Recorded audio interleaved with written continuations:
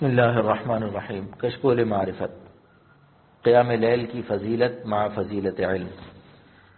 علامہ علاء الدین علی بن محمد خازن بغدادی اپنی تفسیر خازن میں فرماتے ہیں کہ اعمال کا ذکر حق تعالی شانو نے آناء اللیل ساجدا وقائما میں بیان فرمایا اور رات میں قیام لیل کو ترجیح فرمائی، کیونکہ رات کو پوشیدگی زیادہ ہونے سے ریا سے حفاظت آسان ہے۔ نیز رات کی تاریکی جمعیت اور سکون قلب کا باعث ہوتی ہے اور نظراً الی الاشیاء سے محفوظ ہوتی ہے۔ پس جب قلب احوال خارجیہ کے اشتغال سے فارغ ہوتا ہے تو توجہ الی اللہ میں ترقی ہوتی ہے۔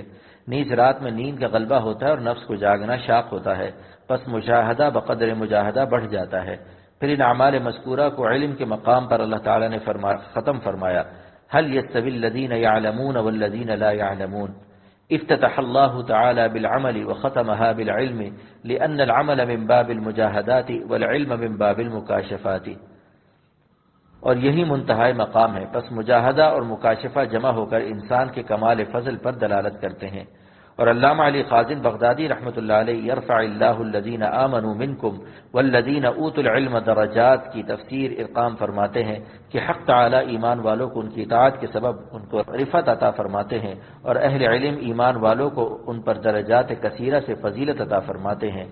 غیر اہل علم اہل ایمان سے صرف جنت میں داخل ہونے کو کہا جاوے گا، اور اہل ایمان اہل علم کو کہا جاوے گا کہ ابھی ٹھہرو، آپ لوگ دوسرے لوگوں کی شفاعت کیجئے۔ یقال للعالم قف واشفع فی الناس، یقال للعالم قف واشفع للناس، یعنی علماء کرام کو شفاعت کا حق بھی عطا فرمایا جاوے گا۔ حضرت عبداللہ بن مسعود رضی اللہ عنہ فرماتے ہیں کہ یہ لوگوں اس آیت سے خوب سمجھ لو کہ یہ آیت تم کو علم کے لیے ترغیب دینے والی ہے، کیونکہ اللہ تعالیٰ ارشاد فرماتے ہیں یرفع اللہ الذین الی آخرہ ای یرفع المؤمن العالم فوق المؤمن الذی لیس بعالم درجات، یعنی اللہ تعالیٰ مومن عالم کو مومن غیر عالم پر درجات کثیرہ سے فضیلت عطا فرمائیں گے۔ حدیث قیس بن کثیر سے روایت ہے کہ ایک شخص مدینہ سے شام حضرت ابو درداء رضی اللہ عنہ کے پاس دمشق حاضر ہوا۔ فرمایا کیسے آئے ہو؟ عرض کیا کہ ایک حدیث جو آپ روایت کرتے ہیں آپ سے براہ راست سننے آیا ہوں۔ فرمایا کہ تم کو کوئی اور حاجت مثل تجارت وغیرہ نہیں؟ کہا کہ نہیں، صرف طلب حدیث کے لیے آیا ہوں۔ فرمایا میں نے رسول اللہ صلی اللہ علیہ وسلم سے سنا ہے کہ جو شخص علم کے لیے سفر کرے اللہ تعالیٰ اس کے لیے جنت کا راستہ آسان فرما دیتے ہیں، اور فرشتے طالب علم کی خوشنودی کے لیے اپنے پر بچھا دیتے ہیں، اور عالم کے لیے آسمانوں اور زمینوں کی تمام مخلوق دعائے مغفرت کرتی ہے، حتیٰ کہ پانی کی مچھلیاں بھی۔ عالم کی فضیلت عابد پر ایسی ہے جیسے قمر کی تمام ستاروں پر۔ علماء انبیاء علیہ السلام کے وارث ہیں، اور انبیاء کی وراثت دینار اور درہم کی نہیں ہوتی، صرف علم دین کی وراثت ہوتی ہے۔ پس جس نے پا لیا علم دین کو بڑی دولت سے ہمکنار ہوا۔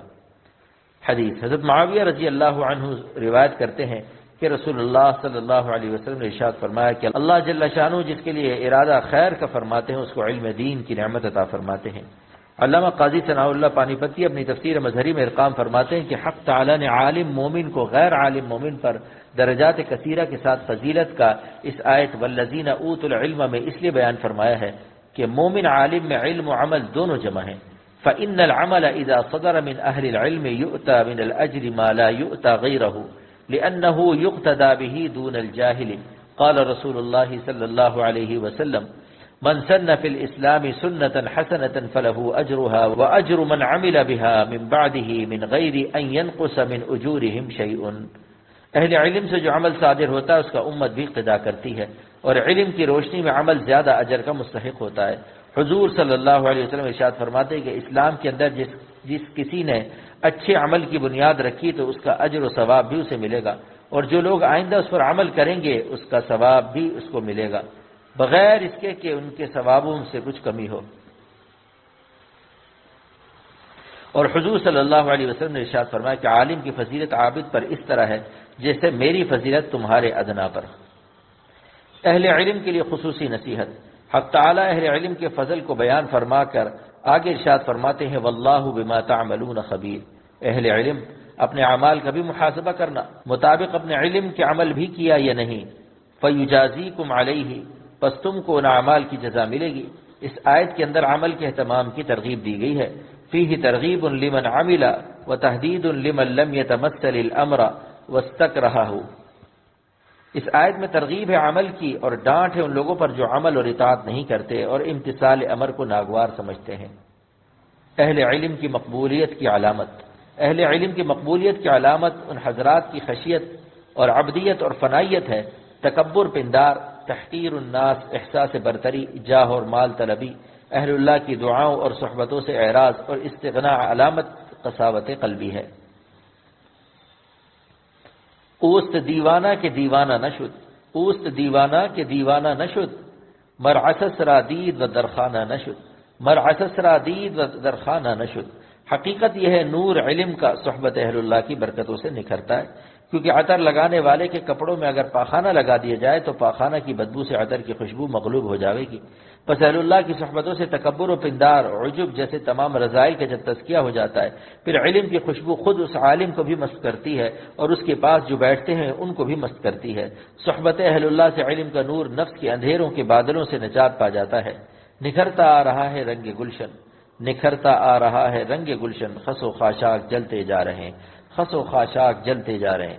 مولانا گنگوہی، مولانا نانوتوی، مولانا تھانوی رحمۃ اللہ علیہم اجمعین نے حضرت حاجی صاحب رحمۃ اللہ علیہ کی صحبت سے اپنے علوم میں جو برکتیں محسوس فرمائی تھی، ان کا ذکر ان حضرات نے اپنی کتابوں میں جگہ جگہ فرمایا ہے۔ مولانا گنگوہی رحمۃ اللہ علیہ فرمایا کرتے تھے، ہم نے علم دین کی جو مٹھائیاں کتابوں میں پڑھی تھی، جب حضرت حاجی صاحب کی خدمت میں حاضری ہوئی تو وہاں کھانے کو ملی۔ مولانا رومی رحمۃ اللہ علیہ نے خوب فرمایا، قال را بگزار مرد حال شو، قال را بگزار مرد حال شو، پیش مرد کامل پامال شو، پیش مرد کامل پامال شو۔ بینی اندر خود علوم انبیاء، بینی خود اندر علوم انبیاء، بے کتاب و بے معید و اوستا۔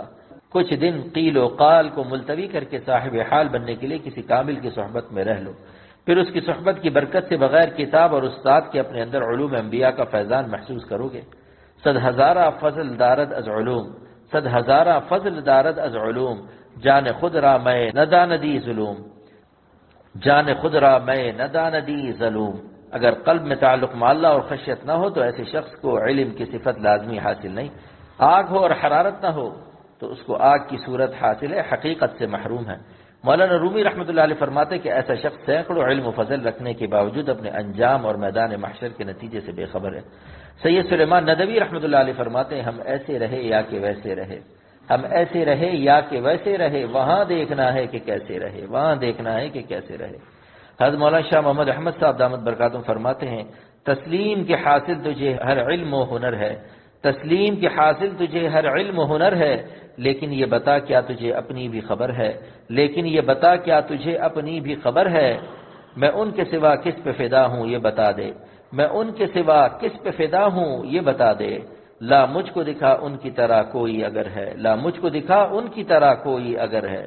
مولانا رومی رحمۃ اللہ علیہ فرماتے ہیں، جان جملہ علمہا ای اسوئی، جان جملہ علمہا ای اسوئی، کہ بدانی من کی ام و دریوں میں دیں، کہ بدانی من کی ام دریوں میں دیں۔ تمام علوم کی جان صرف یہ ہے کہ تو جان لے کہ قیامت کے دن تیری کیا قیمت ہے۔ میدان محشر سے پہلے اہل علم، اہل عمل، اہل زہد و تقوی، اہل تصوف کسی کو بھی اپنی قیمت لگانا عقلاً اور نقلاً نادانی ہے۔